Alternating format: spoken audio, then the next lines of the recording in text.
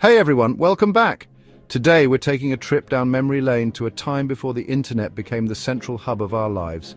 Close your eyes for a moment. Imagine a world without Google. No smartphones, no social media, no endless streams of information at your fingertips. This was the world many of us grew up in.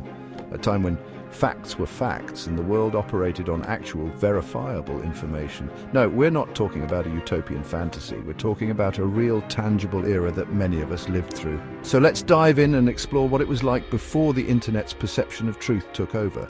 A world where knowledge wasn't just a click away, it was something you sought out, treasured, and often had to work hard for. Remember those hefty encyclopedias? They were our gateways to knowledge.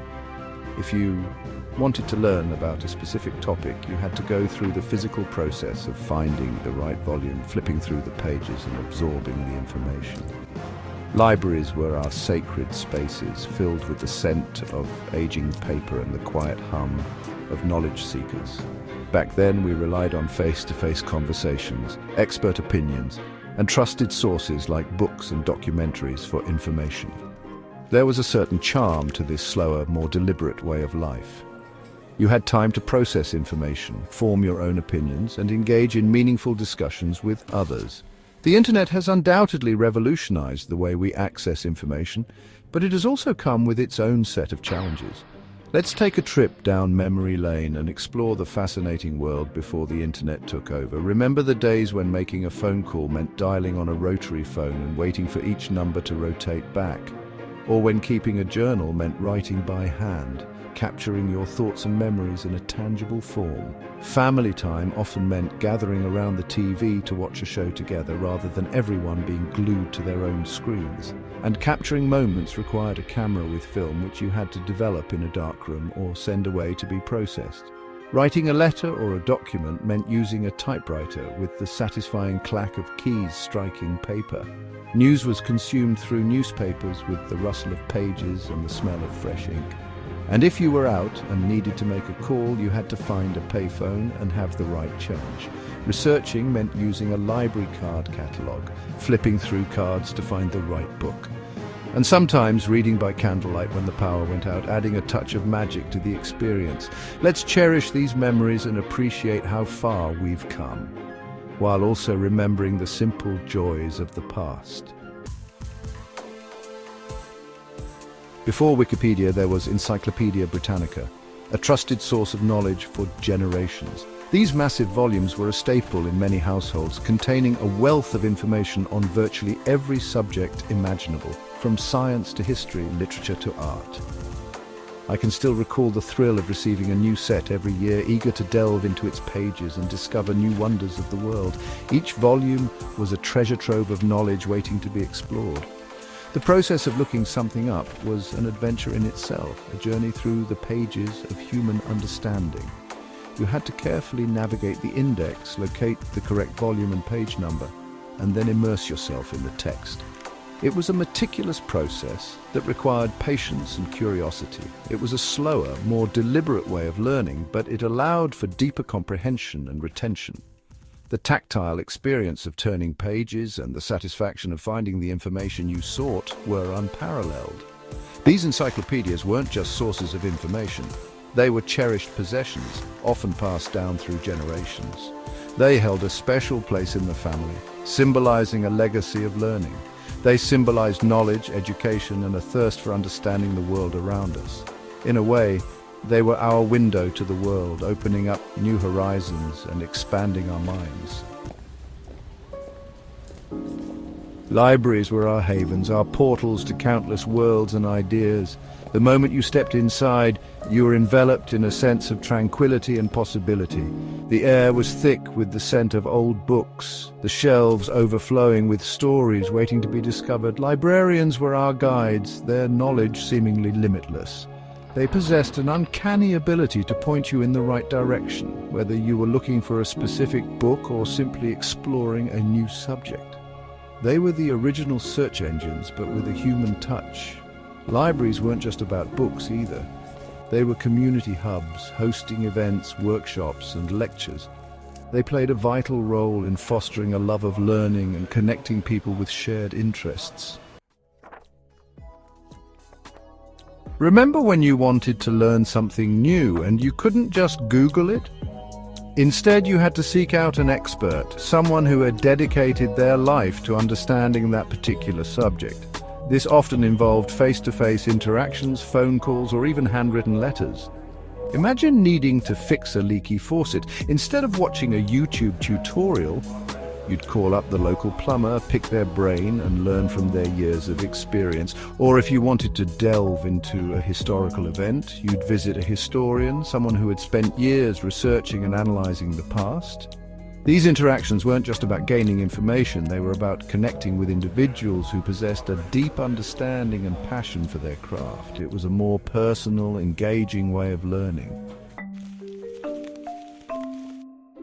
In the pre-internet age, there was a certain level of trust associated with information. We relied on established institutions, reputable publishers, and expert opinions to provide us with accurate and unbiased facts. Books, documentaries, and news sources were held to high journalistic standards. Fact-checking was rigorous, and misinformation was relatively rare. Of course, there were always disagreements and different interpretations of events, but the underlying facts were generally accepted as true. This isn't to say that everything was perfect in the pre-internet era. There were certainly biases, inaccuracies, and limitations to the information available. However, there was a sense that facts mattered, and that truth could be discerned through careful research and critical thinking. A blast from the past, VHS tapes and the Mandela effect. Remember VHS tapes, the way we used to rewind them with a pencil? It was a simple yet oddly satisfying task, a ritual of sorts for anyone who grew up in the 80s and 90s. Or the frustration of trying to find a specific scene, fast-forwarding and rewinding, hoping you didn't go too far or not far enough. It was a test of patience and precision. These relics of the past serve as a tangible reminder of how much has changed in a relatively short period. From bulky tapes to streaming services, the evolution of media consumption has been rapid and transformative. Which brings us to a fascinating phenomenon, the Mandela effect. The Mandela effect is when a group of people collectively remember something that never actually happened. One of the most famous examples is the Sinbad movie Shazam. Many people, including myself, have vivid memories of watching this movie as kids. It was a classic 90s comedy and Sinbad was a beloved comedian. But here's the twist, the movie actually did exist. The internet is rife with debates about these shared false memories, making us debate the reliability of our own minds. Online forums and social media platforms are filled with discussions that challenge our perceptions of reality. These examples illustrate how the internet, with its constant influx of information and potential for manipulation, can blur the lines between fact and fiction, making it increasingly difficult to discern the truth. In a world where information is at our fingertips, the challenge is to sift through the noise and find what is real. The internet, a double-edged sword. There's no denying that the internet has revolutionized the way we live, work, and interact with the world. It has democratized information, made knowledge accessible to billions, and connected us in ways we never thought possible. However, this unprecedented access to information comes at a price. Recently, someone found a VHS tape in a time capsule that they claim is the actual Shazam movie. The tape has been shared online and it's sparked a lot of debate. This person has time capsuled the real deal, while others think it's a clever forgery. The debate itself is a perfect example of how the internet can both preserve and distort our memories. It raises the age-old question, which came first, the chicken or the egg? Did the movie exist and we all forgot about it, or did our collective memory create the illusion of its existence? We are bombarded with an overwhelming amount of data every day, making it challenging to filter out the noise and identify reliable sources. The internet has also made it easier than ever to spread misinformation, propaganda, and conspiracy theories. In this digital age, critical thinking skills are more important than ever. We must be vigilant in evaluating sources, cross-referencing information, and questioning everything we read online. Yearning for simplicity. Despite its many advantages, the internet has also led to a sense of information overload and a yearning for a simpler time.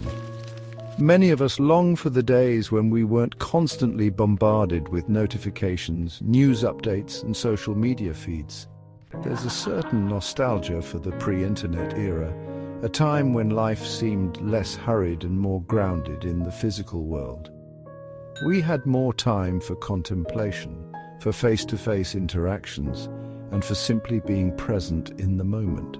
This isn't to say that we should abandon the internet entirely.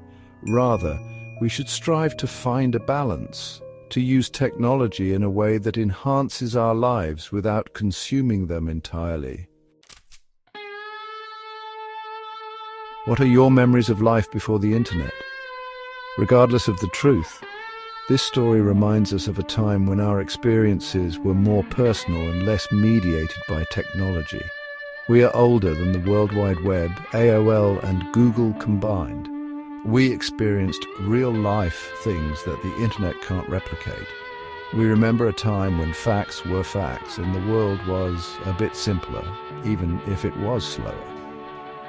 Share your experiences and reflections in the comments below. Let's take a moment to appreciate the unique challenges and rewards of navigating a world without the internet, and how it has shaped our understanding of knowledge and truth. Don't forget to like, share, and subscribe for more nostalgic content. Until next time, stay inquivy and keep those memories alive.